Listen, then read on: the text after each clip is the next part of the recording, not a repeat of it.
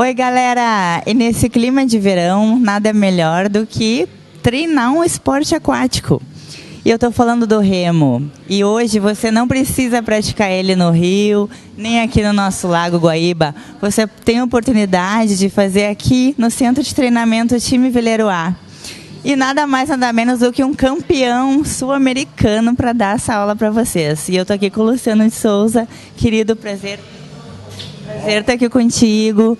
Eu quero saber das suas qualificações. Está todo mundo curioso, um campeão dando aula aqui. É um prazer estar aqui contigo. Como atleta, né, Grêmio Náutico União, eu fui pela seleção brasileira, eu fui campeão sul-americano e campeão brasileiro também. E aí, desde 2006, eu comecei a dar aulas. Hoje eu sou treinador no clube. No passado eu tive uma passagem pela Seleção Brasileira de Remo Júnior, participei lá do evento teste para os Jogos Olímpicos, né, que era o Campeonato Mundial de Remo Júnior.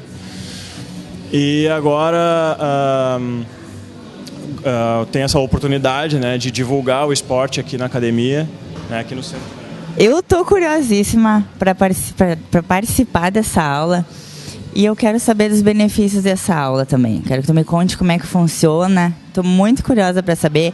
Tanto que algumas amigas, as mulheres, acham que o remo é um esporte só para homem. Elas acham que pega muito parte superior. Quero que tu me explique tudo. Não, pelo contrário, né? O remo é um esporte trabalha bem proporcional o corpo todo. Ele trabalha as pernas, né? Em torno de 60% a 70% do movimento é feito pelas pernas, porque é mais forte, né? Braço, costas, um pouco do peito e abdômen. Então, em geral, ele trabalha todo o corpo, né? E ele pode ser praticado por qualquer pessoa, qualquer idade, em qualquer nível de condicionamento. Até grávida pode participar. Até gestante, né? Tem restrições, mas até gestante pode participar. Luciano, e para o pessoal que quer vir aqui na Time Veleiro A participar, quais são os dias que tu estares aqui? Olha, por enquanto, as aulas são nas quintas-feiras, às 19 horas. Todas as quintas-feiras, às 19 horas, quem quiser participar, é só chegar na academia. E o pessoal que já treina aqui no Time Veleiro A também pode participar da aula? Sim, tem que ser aluno da academia, frequentar o CT para participar das aulas de remo. Feito. E eu queria saber outra coisa. Esse simulador aqui que o nosso Movie Maker está filmando, ele é bem parecido com o remo na água. Qual é a relação que tem? Ele é um simulador que ele imita bem movimento, principalmente como tu vai fazer a força na remada, como tu vai aplicar a remada. Os testes físicos são feitos nessa máquina. Os treinamentos em dias de chuva, dias de muito vento, eles são feitos nessa máquina. E inclusive a única diferença é que o remo aqui tu segura as duas mãos num remo só. Lá não, lá é independente, né? É uma mão num remo independente. Viu, gurias? Vocês que estavam achando que o remo é um esporte somente masculino, 60%, 70% da perna. Então vem para o Time Veleiro A, vem participar com a gente. E agora vocês vão ficar com os takes da aula e com o nosso querido Luciano. Fica com a gente.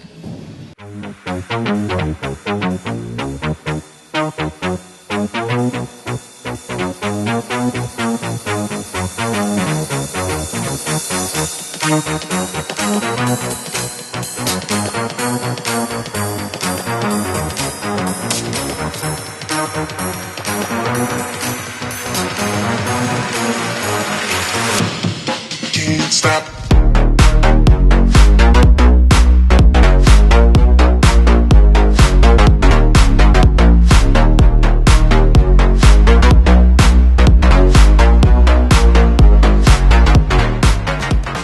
O Parador é um lugar repleto de paisagens exuberantes em uma das regiões mais lindas do país. Parador Casa da Montanha Eco Village.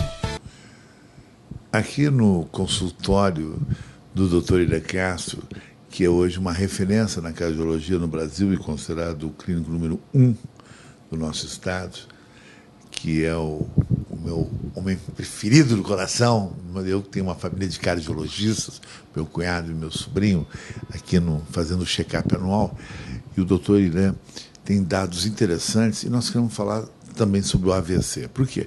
Porque o AVC recentemente vitimou um grande amigo meu, no qual a gente fez muitas homenagens, inclusive vai ter um busto dele na Padre Chagas, as cinzas dele foram lançadas no Parcão, o Pedro Romeu de Lima Melo, um grande ícone da noite do Rio Grande do Sul, que faleceu vítima de um AVC. E era um atleta. Doutor Irã, o caso do Pedro, ele intrigou todo mundo, inclusive o João Ricardo Santana, que é o grande cardiologista, clínico não, cirurgião, meu cunhado, teu amigo, que o Pedro Melo era um maratonista, esteve em Nova York, fez maratona de Boston, de Nova York, corria 15 minutos por dia, meia hora por dia, e teve um AVC. Qual é a explicação do dado do AVC? Eu queria falar sobre isso com o senhor.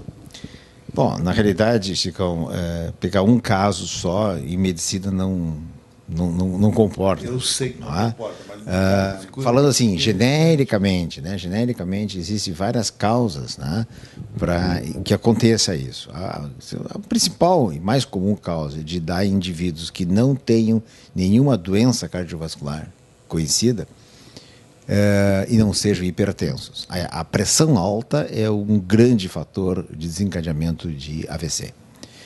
E ela porque ela aumenta a pressão, rompe um vaso dentro da cabeça, faz uma hemorragia intracerebral e é um desastre contundente. Pressão alta é um fator muito importante. Quando essa pressão alta se associa a fumo, que não era o caso em questão, isso piora as condições. Quando nas mulheres a gente associa anticoncepcional e fumo e hipertensão, nós estamos assim com uma ferramenta para o AVC quase que entregue para que aconteça essa desgraça. A mulher é o fumo, a pressão alta e o anticoncepcional. Então, outra causa muito comum de AVC no nosso meio, e acontece em indivíduos praticamente normais, é a fibrilação atrial. Você sabe que no coração da gente existe uma bomba muito forte, que é o ventrículo, e uma recepção do sangue, que é o átrio. E lá está o timoneiro do coração. Ele bate e bate regular, e contrai a aurícula e depois contrai o ventrículo. E algumas vezes há uma perda de comando. E ao invés da aurícula ficar batendo, liberando o sangue para o ventrículo, ela fica fibrilada, fica tremendo. E isso dá condições da formação de coágulos dentro do próprio coração. E esses coágulos se escapando, eles ascendem pela aorta, vão até lá o cérebro e fazem um desastre, que é um AVC embólico. Então, essas duas causas, a hipertensão e a fibrilação atrial, são as causas mais comuns. E o álcool? Entra assim, por que o álcool entra na história? O álcool é importante porque ele aumenta a pressão em doses altas e ele desencadeia a fibrilação atrial. Existe uma síndrome chamada Weekend Syndrome, é a síndrome do fim de semana, em que o pessoal toma todas do fim de semana e faz essa arritmia cardíaca, que é a fibrilação atrial, e se ele ficar alguns dias fibrilado, ou seja, ele terá a chance de desenvolver um coágulo dentro do coração. E esse é o maior, digamos assim, risco que se tem do indivíduo praticamente normal de fazer um AVC embólico, por embolismo cerebral. Mas esses dados que eu estou te dando são bem interessantes, porque a Sociedade Brasileira de Cardiologia emitiu agora, essa semana, uns dados muito interessantes que compararam a nossa mortalidade cardiovascular entre os anos 2000 e 2012. Nesse período houve um grande benefício. A sociedade teve uma redução de doenças cardíacas, quase que em todo o Brasil, mas principalmente aqui no estado do Rio Grande do Sul, Santa Catarina, esse impacto de redução cardiovascular, provavelmente vocês possam até ver em algum diapositivo que a gente possa encaixar dentro dessa conversa nossa, elas são importantes porque é a boa medicina, é a boa instrução, é a boa prevenção. Então, quando se faz um adequado controle da pressão arterial, seja com os remedinhos da pressão, seja com a redução do sal e principalmente encaixando desse contexto o exercício físico, pelo menos 150 minutos por semana, e daí vem essa grande discussão, o que é melhor, ser um maratonista, um exercício muito intenso ou ser um exercício moderado. A minha opinião que o exercício muito intenso, quando não é bem supervisionado, ele pode causar malefícios. Já o exercício moderado, ele é um grande protetor, um grande amigo da saúde. Ele aumenta o HDL colesterol, ele, digamos assim, aumenta a longevidade. Agora, não é uma vacina. Se parar o exercício, volta-se a estaca zero. Então, o exercício físico moderado, 150 minutos por semana no mínimo, mas não ficar ao extremo da competição.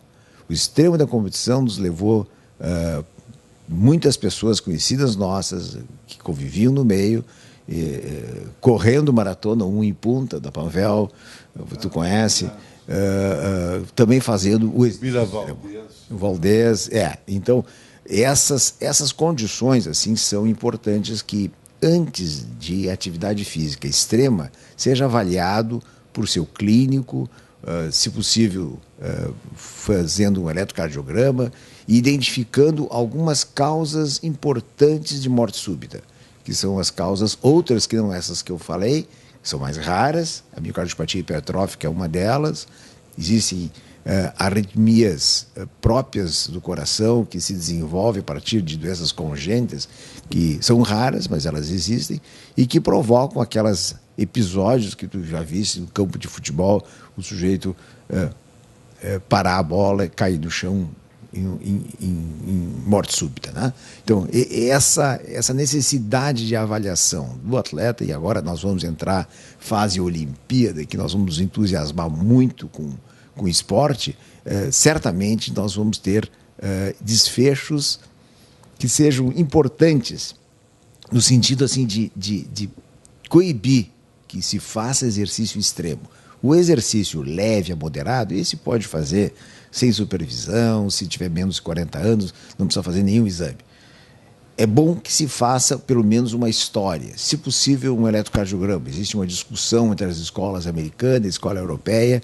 A escola americana acha que não precisa fazer nenhum eletrocardiograma, já a escola europeia, os italianos têm muita morte súbita lá na região norte da Itália, então eles propagam muito mais, uma avaliação muito mais intensa no sentido de identificar os indivíduos com morte súbita. Então, na sua avaliação, controlar a pressão, evitar o álcool e o fumo, isso tira... tem 90% de não pegar um AVC? Seria em tese? Em tese sim, porque evidentemente nós estamos falando na grande população, né? O maior número de pessoas atingidas. Se nós fizermos uma prevenção desse tipo, e nós já vamos fazendo, eu acho que isso, o Rio Grande do Sul é uma amostra bem colocada de que a nossa mortalidade cardiovascular, seja por infarto, seja por AVC, caiu significativamente em torno de 20% na última década. Mas especificamente o AVC, esses itens que eu falei, tira quase total a chance de não ter.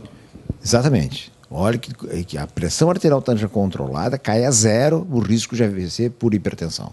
O que é uma pressão controlada ao máximo? O borderline de uma pressão? Depende um pouco da idade. A faixa que o AVC pega mais de entre 50 e 65. Nessa faixa etária ainda o 12/8 é a pressão ideal, tá? Tolerável até 14, sistólica, mas acima disso já começa... Acima do 14 já começa a ter preocupação do desenvolvimento de algum grau de comprometimento, seja cardíaca, renal ou cerebral, que é o AVC. Privilégio estar contigo. Qualquer esclarecimento está aqui. Bruce, não esquece, um dia tu também pode chegar aqui no doutor Irã. Doutor, a minha pressão chegou a 18, 19. Está aqui o site, telefone, endereço, Irã Castro, número 1. Continua na sequência.